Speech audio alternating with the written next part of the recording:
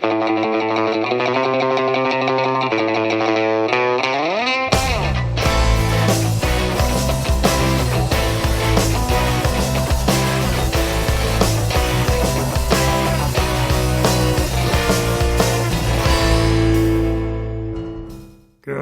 day, I'm Mike James, and this is Parkitect.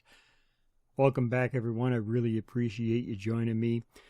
Thanks. I also appreciate all the comments, your subscriptions, and if you want to send me an email, it's mikethanks@gmail.com, or just leave a comment down below. Today, I've got something really exciting for you. An easy way to make an entrance pond. Let's start out. I'm just going to throw a little path out here. You notice I leave a gap there so the peeps don't come in. I could send them home, but let's just leave it the way it is. And I found a little bit easier way than what I've been doing before. You notice before what I'd been doing is I would make my depression, and then I would build around that depression with my path covers, but it was a little finicky and the path covers were jumping up and down because you have this depression here. Silly me, you could do the path covers first. Now I'm going to lay down some path here just to kind of show the size that I want to do to kind of get a good layout for the path covers. Now I did a couple back and forth decisions on how exactly I wanted the path covers to be, how big I wanted the depression to be. In the end, I decided to just do a regular size pond. And one of the things I'm going to show you here is a way that you can do this pond with any type of tree. I found something else out. Maybe everybody else already knew this. I had never really realized it. But you can use any tree. It doesn't just have to be those palm trees I love. And of course, you know the reason I love the palm trees. They're big, they're bold, and you can raise and lower them off the terrain. Now you notice here I'm thinking about using this big curve, but then I decide no, because that curve isn't going to fit in the space I want to do. I just want to do a 5x5 hole. So let's just do a regular size curve. This one's a little small, so I'm going to grab the standard 2-unit outside curve and just put it along the edges here. And this is going to be the shape of our interior entrance pond. Now I'll just erase, now that I've got the layout down, I'm going to erase these paths because I don't need them here right now. And then let's go ahead and just build the path covers up around this pond. The path covers, of course, are going to be, these path covers are going to be just covers. You can't walk next to the pond. If you notice in my last video, I was showing you how to kind of hide the railings. Well, in this case, we're not going to hide the railings because there won't be any railings because I'm not going to have the actual path up against the water.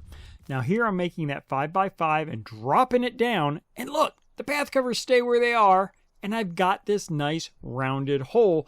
Now I am going to have to get the path borders and put them in curved path borders along the edges here. One of the things you're going to see is that I'm going to raise the path borders up to 2.25, I believe is what I used. And then I raise them up to 3.25. Now the reason for that is these will only go a unit high, and so you have to have them a little bit underneath and then the rest of it up so that they don't overlap and you don't get any of that Z buffering. And that's the only reason you do it twice, is just because this, to make this outside so that people can't fall into the water, you have to have it above the ground level, and you can't do more than 1 unit high per item, and so I just leave the rest underground. Now this is the path going around, and you notice I'll put 1 extra in each corner, and then I will delete the outside corners, and that's just to let it have a little bit more of a rounded look. You'll notice I forgot to do the corner in the upper right. We'll get back to that later. It causes me a little problem trying to put down a lamppost because there's no path there. Now we're going to go ahead and we're going to go here and we're going to finish up the outside of the path covers. just to kind of give it that rounded look. But let me show you. Here's the palm trees. Oops, didn't mean to do that. Here's the palm trees I like to use. Now, if I can raise these up and down, that's why I love them. They made it real easy to do these ponds.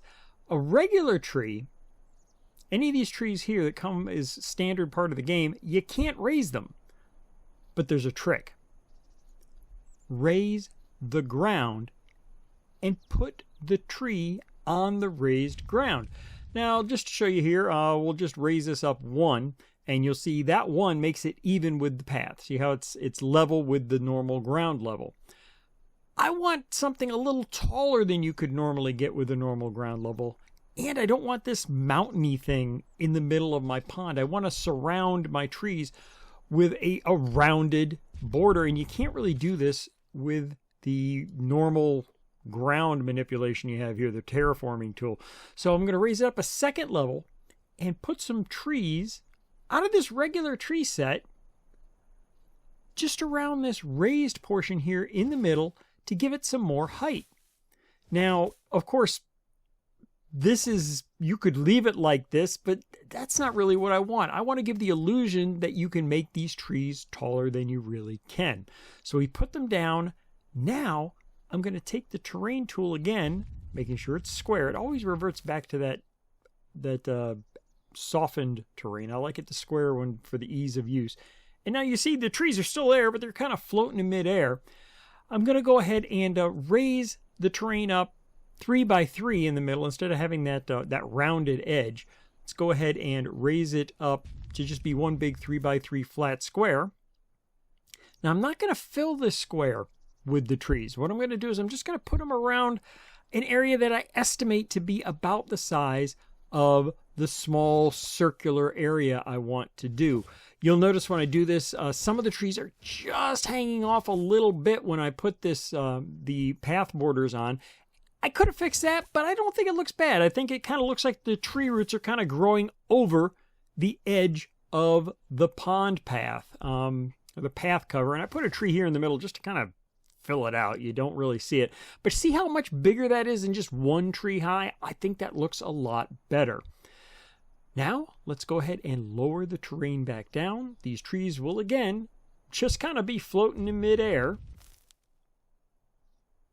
Boom. There they are. Now, we can't just fill this with water. It'll look like our trees are some kind of aliens with pointy roots. So what I'm going to do is I'm going to go back to the borders. And I'm going to put these borders around the trees 1 unit high, just going from the ground level to 3 high, which is lower than the actual this railing here, but it's as high as the normal path. Now, it took me a couple tries. I was thinking about doing it like this, but then I thought, no, there's not going to be enough water. It's just going to be this little itty bitty section. And so eventually this is what I did. I just brought them all real close, and that's what I mean by the trees are just hanging off the edge a little bit, a couple of them, but it's okay. Now we're going to take some of the path covers and fill in the middle. Give it a ground. All you do is take these 2-unit curved path covers, hold Alt, it'll snap right where you need them, and just rotate them as you put them in each corner.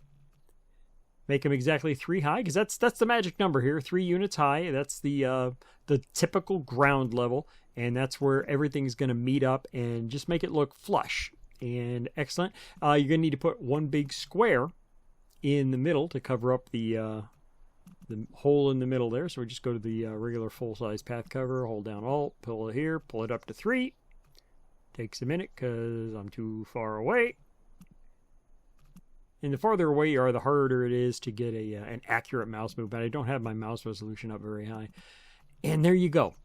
We'll paint that probably a dark green just to make it look like grass or some other foliage. Now, you could do a lot of other things in here too. Before, when you had that the ground there, you could have added all kinds of other foliage. You could put some grass in there or whatever you want.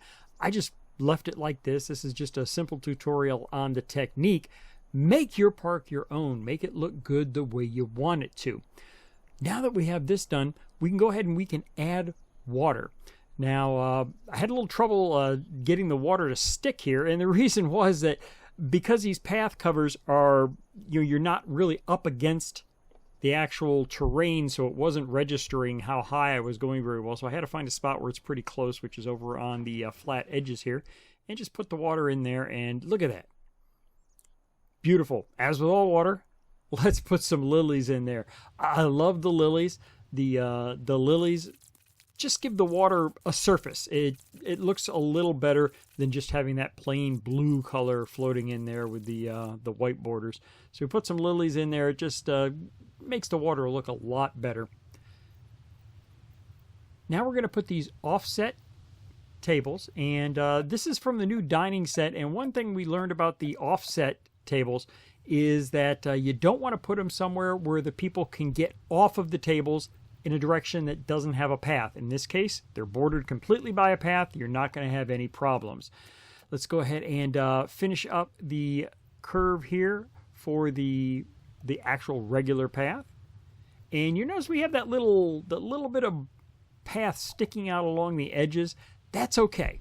I just leave that alone. You don't really notice it. And as I've said in previous videos, I think the solution is worse than the problem.